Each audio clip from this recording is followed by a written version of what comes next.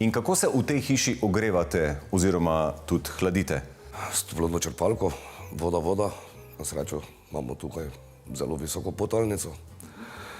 Imamo stropno, stensko in talno ogrevanje, pa tudi hlajenje. S stenskim in stropnim lahko hladiš.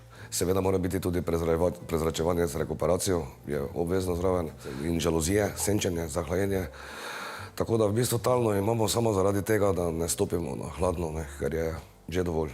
Vsaki prostor lahko nastavim svojo temperaturo, ampak tako temperaturo imam kar pol vedno. Spalnica je bolj hladna, kopalnica je seveda toplejša, vsi ti prostori pa imajo pač od 22 do 23 stopinj, ampak vso leto isto.